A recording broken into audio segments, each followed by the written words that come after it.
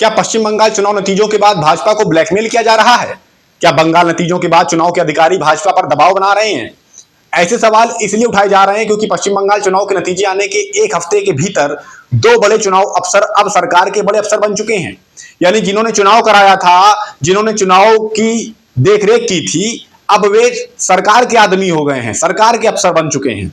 बंगाल चुनाव के लिए ऑब्जर्वर के तौर पर तैनात सुब्रत गुप्ता अब सीएम शुवेंदु अधिकारी के सलाहकार बन चुके हैं। तो वहीं बंगाल चुनाव के मुख्य चुनाव आयुक्त मनोज अग्रवाल अब पश्चिम बंगाल की भाजपा सरकार के मुख्य सचिव बन चुके हैं। जी हां, बिल्कुल सही सुन रहे हैं आप। जिन मनोज अग्रवाल के ऊपर बंगाल चुनाव कराने की जिम्मेदारी थी, देखरेख की जिम्मेदारी थी, वही मनोज अग्रवाल अब भाजपा के सबसे टॉप लेवल के अफसर बन चुके हैं पश्चिम बंगाल में। ऐसे में चुनाव आयोग और भाजपा के बीच जिस सांठगांठ पर सवाल उठते थे, वो सवाल अब और भी जोर पकड़ने लगे हैं। नेता प्रतिपक्ष राहुल गांधी ने भाजपा पर निशाना साधते हुए सोशल मीडिया पर लिखा कि भाजपा और चुनाव आयोग के चोर बाजार में जितनी बड़ी चोरी उतना बड़ा इनाम। विपक्ष इसे खुला खेल फर्रुखाबाद करार दे रहा है और तीखे हमले बोल रहा है। टीएमसी नेता साकेत गोखले ने अदालतों पर सवाल उठाते हुए सवाल पूछा है कि क्या जब भाजपा और चुनाव आयोग चुनाव चुराने के मामले में खुलकर सामने आ चुके हैं, तो क्या अदालतें अंधी हैं या फिर इस साजिश में शामिल हो गई हैं? वहीं इस बीच राजनीतिक विश्लेषकों ने सवाल उठाया है कि क्या चुनाव में लगे अफसर भाजपा को ब्लैकमेल करने में लग गए हैं और भाजपा को ब्लैकमेल करते हुए ये कह रहे हैं कि यदि भाजपा ने उन्हें जल्दी सरकार में जगह ना दी तो वे अफसर सारी घपलेबाजी लीक कर देंगे। क्या इस तरीके की ब्लैकमेलिंग की जा रही है भाजपा के साथ? आइए दोस्तों, अब इस खबर पर विस्तार से बात करते हैं और जानने समझने की कोशिश करते हैं कि पूरा मामला क्या है। जैसा कि आप जानते हैं कि पश्चिम बंगाल चुनाव के ठीक पहले चुनाव आयोग ने एसआईआर अभियान के जरिए बंगाल के करीब 91 लाख लोगों के नाम वोटर लिस्ट से काट दिए थे। उस पर काफी बवाल मचा। टीएमसी इस मामले को सुप्रीम कोर्ट तक लेकर गई, लेकिन वहां से भी टीएमसी को बहुत बड़ी राहत नहीं मिल पाई। पूरे चुनाव भर चुनाव आयोग पर सवालों की बौछार होती रही। मतगणना के दिन टीएमसी ने दावा किया कि उनके काउंटिंग एजेंट्स को मतगणना केंद्रों से भगा दिया गया था। इस तरह के दर्जनों दावे, दर्जनों सवाल चुनाव आयोग पर उठते रहे। लेकिन अगर हम इन सबको एक साइड में रख दें तो चुनाव के बाद अब जो कुछ वहां हो रहा है उसे देखने पर यह साफ हो गया है कि अब चुनाव आयोग और भाजपा अपनी सांठगांठ को छिपाने की भी कोशिश नहीं कर रहे हैं।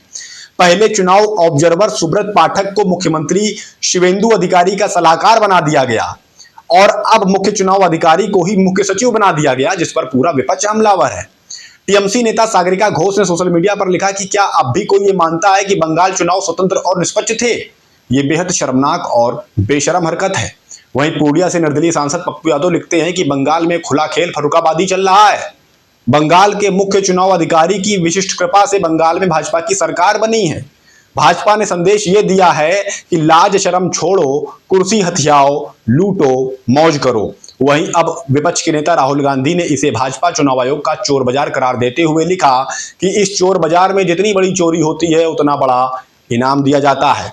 इसी तरह कांग्रेस के महासचिव जयराम रमेश, कांग्रेस की प्रवक्ता सुप्रिया सुले समेत विपक्ष के कई बड़े नेता चुनाव आयोग और भाजपा की इस सांठगांठ पर, जो सांठगांठ अब दिखाई देने लगी है, इस पर हमलावर हो चुके हैं। लेकिन दोस्तों, यदि हम इतिहास के पन्नों को पलटें तो यह समझ में आता है कि ऐसा पहली बार नहीं है कि जिस चुनाव अधिकारी ने भाजपा की मदद की हो उसे भाजपा ने इनाम दिया।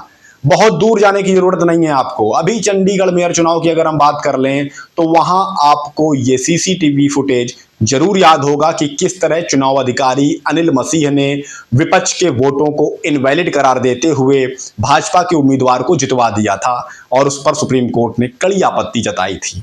बाद में उन्हीं अनिल मसीह को भाजपा ने अपना पार्षद बना दिया।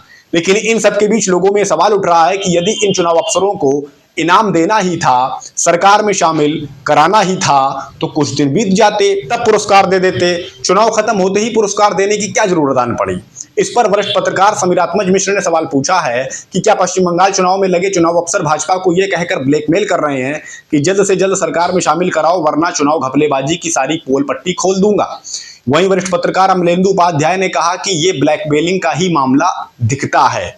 शायद मनोज अग्रवाल को यह लगा हो कि कुछ महीनों बाद यदि उन्हें मुख्य सचिव ना बनाया गया और यदि उन्होंने उस वक्त जनता के बीच चुनाव गड़बड़ी की पोल खोल डाली तो जनता सवाल पूछेगी कि अब तक क्या कर रहे थे, अब तक क्यों आपने खुलासा नहीं किया।